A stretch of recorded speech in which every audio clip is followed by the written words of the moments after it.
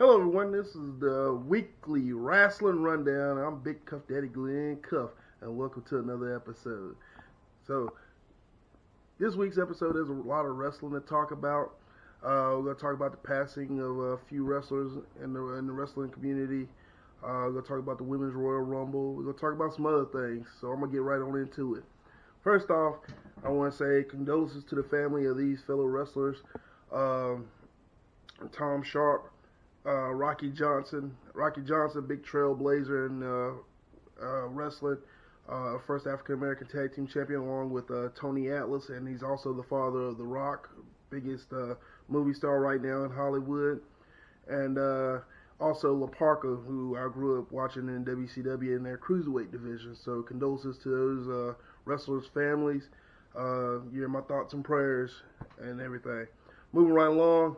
Going to talk about the Women's Royal Rumble. I know there's not much of a focus on it because I think they're planning some big surprises. And if you ask me, in my opinion, what would be a bigger surprise than Ronda Rousey, I think AJ Lee returning. I've heard they've been trying to get her to come back, and this would be the prime opportunity for her to come back and be a part of the Women's Royal Rumble. Moving right along, we're going to talk about Booker T's comments on Tessa Blanchard winning the Impact Heavyweight Championship. He stated that Impact pretty much wrote themselves into a corner because they booked a woman to be their heavyweight champion. I have no problem with a woman being a heavyweight champion, but I get what he's talking about, if who's going to be the guy to beat her. That guy's going to be looked down upon or get criticized for beating a woman. And any guy who goes and challenges her and loses, hell, they're going to say every woman could beat her. So, I can see what he's talking about. And then there's also the dilemma when she does lose the title and she goes back to the women's division. She's pretty much going to be built like a monster because no woman can beat her if she's capable of beating both men and women. So there's no distinction between the men and women's division anymore. So I get what he's talking about, and I agree with some of what he's talking about and everything on that. But I have no problem with, if they build her right, she being the women's, being a female heavyweight champion for a promotion. Also talking about the Royal Rumble. I don't know who's going to win. I've heard rumors that whoever eliminates Brock Lesnar is going to be the main contender for the WrestleMania to the Universal or the WWE title. That is. I've heard some names float around. I'm hearing that they try to get Punk back. I'm hearing about Cain Velasquez coming back. I'm hearing about Tyson Fury, and I hope it's somebody that's active on the roster that wins it. I'm thinking it might be Roman Reigns, and he might challenge Bray Wyatt for the Universal Championship over on SmackDown, and I would have no problem with that at all. Moving along, AEW.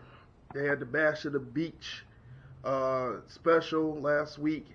I liked it. It was an 80s theme. They did what WCW did with the beach setting, lifeguards and stuff, and then they had this sort of like the 80s graphics and the Miami Vice style attires and stuff, and I really dug it. It was good seeing DDP back in action too. But man, God, I thought he would be in tremendous, like feel like in his prime shape, but you can tell age caught up to him a little bit, but he still did his thing though. Can't wait to see what else they got for this week's AEW. I know they're doing a Rock and Wrestling Rager cruise or whatever that Jericho does every year. Hell, if I can get some people, I'll try to go myself. But yeah, they're supposedly doing a taping for that, and it's supposed to air this week and everything. So be on the lookout for that. And speaking of AEW, I've heard reports that they may be working with some other promotions like Ring of Honor and New Japan, which would be great. I just hope they don't overdo it and continually, do these produce shows with these other promotions. I think it needs to be like a every now and then occurrence, if you ask me. Just look forward to that.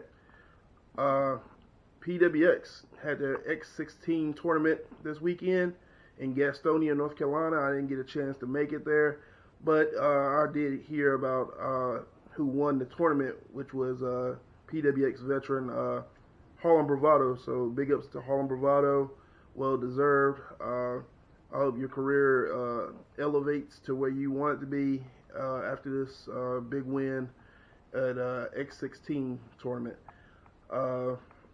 That's all I got for this week, guys. If you like what you hear, hit that like button, share. If you got any suggestions for me, topics to talk about, make sure you comment. Thank you guys for watching, and God bless.